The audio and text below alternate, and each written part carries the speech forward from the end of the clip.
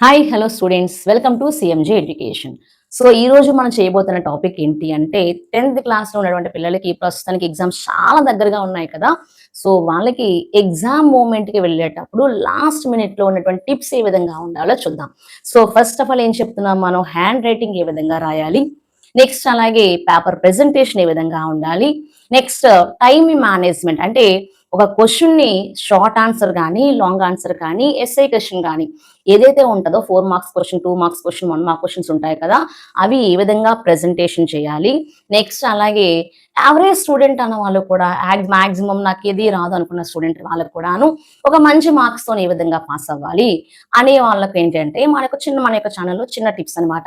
So ఏం చూసినట్లయితే first of all చూడండి, హ్యాండ్ రైటింగ్ అని చెప్పేసి చెప్తున్నాం కదా. సో గుడ్ హ్యాండ్ రైటింగ్ అంటున్నాము, పేపర్ ప్రెజెంటేషన్ ఏ విధంగా ఉండాలి, హ్యాండ్ రైటింగ్ ఏ విధంగా ఉండాలి, టైం మేనేజ్మెంట్ ఏ విధంగా చేయాలి, నెక్స్ట్ అలాగే ఒక యావరేజ్ స్టూడెంట్ అన్న వాళ్ళు మంచి మార్క్స్ అనేవి ఏ విధంగా గెయిన్ చేయాలి. నెక్స్ట్ అలాగే మనం అంటే ఎగ్జామ్ కి వెళ్ళేటప్పుడు చాలా మంది ఏంటి అంటే కొంతమంది అంటే అమ్మాయిలు కానీ అబ్బాయిలు కానీ కొంతమంది ఏం చేస్తూ ఉంటారు అంటే స్కెచ్ పెన్స్ కానీ మార్కర్స్ కానీ పట్టుకుని వెళ్తూ ఉంటారు అనమాట. అంటే స్పార్కర్స్ కానీ.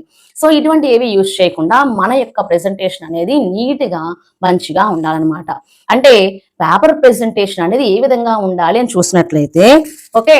సో మనం ఏ విధంగా చూస్తున్నాం, మనం ఫస్ట్ గుడ్ హ్యాండ్ రైటింగ్ అని చెప్పేసి అంటున్నాం. సో ఫస్ట్ ఆఫ్ ఆల్ ఎగ్జామ్కి వెళ్ళిన తర్వాత మనం ప్రశాంతంగా కూర్చోవాలి. ఓకే, పాజిటివ్ మైండ్ సెట్ తో కూర్చోవాలి.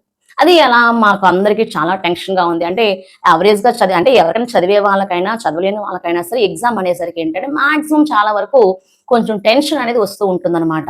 సో ఆ యొక్క టెన్షన్ ఏంటంటే ముందుగా మనం ఆల్రెడీ చూడండి పిల్లలందరూ కూడాను ఏదర్ గవర్నమెంట్ స్కూల్స్ కానీ లేదా ప్రైవేట్ స్కూల్స్ కానీ ఏ పిల్లలు ఎక్కడ చదివినా సరే ఏంటంటే మాక్సిమం చాలా మంది కూడా ఇప్పుడు హోప్ ఎగ్జామ్స్ అని ప్రీవియస్ పేపర్స్ చేయించడం కానీ ఇవన్నీ చేస్తూ ఉంటారు ఆల్రెడీ. అంటే నెంబర్ ఆఫ్ టైమ్స్ మీరు ప్రాక్టీస్ చేసే ఉంటారు కాబట్టి ఎగ్జామ్కి వెళ్ళేటప్పుడు కొంచెం ప్రశాంతంగా కూల్గా ఉన్న మైండ్ సెట్ తో వెళ్తారు. ఓకే, అలా వెళ్ళేటప్పుడు ఏంటి అంటే చూడండి, మీరు ఎగ్జామ్ రాస్తారు కదా, ఎగ్జామ్ రాసిన తర్వాత మీ యొక్క పేపర్ కరెక్షన్ అనేది జరుగుతూ ఉంటుంది. అలా జరిగేటప్పుడు ఆ యొక్క పేపర్ కరెక్షన్ చేసే వాళ్ళ మైండ్ సెట్ ఏ విధంగా ఉంటుందో ఒకసారి చూద్దాం. ఒకసారి అంటే మేము కూడా ఆల్రెడీ పేపర్ కరెక్షన్ చేసే ఉన్నాం కాబట్టి చెప్తున్నాం. సో ఫస్ట్ ఆఫ్ ఆల్ ఒక యావరేజ్ స్టూడెంట్ గురించి మాట్లాడదాం. ఒక యావరేజ్ స్టూడెంట్ అన్న వాళ్ళు ఏంటి అంటే మాక్సిమం పేపర్ కరెక్షన్ అంటే కొంచెం చదివి వెళ్లకుండా ఉన్న వాళ్ళు కానీ లేకపోతే కొంచెంగా వచ్చిన వాళ్ళు కానీ మాక్సిమం నియర్లీ ఎగ్జాంపుల్ ఏంటి అంటే 30 నుంచి 32, 34 మార్క్స్ వచ్చేసి కొంతమంది ఆగిపోయి ఉంటారు అనమాట. సో అలాగే ఏంటి అంటే మేము కరెక్షన్ చేసేటప్పుడు ఏంటి అంటే ఆ యొక్క పేపర్ లోని మాక్సిమం నియర్గా 30 మార్క్స్ వచ్చాయి అనుకోండి, మనకి పాస్ మార్క్ 35 మార్క్స్. ఓకే, ఆ 35 మార్క్స్ అని చూసినట్లయితే ఆ ఒక స్టూడెంట్ కి 30 మార్క్సే వచ్చాయి.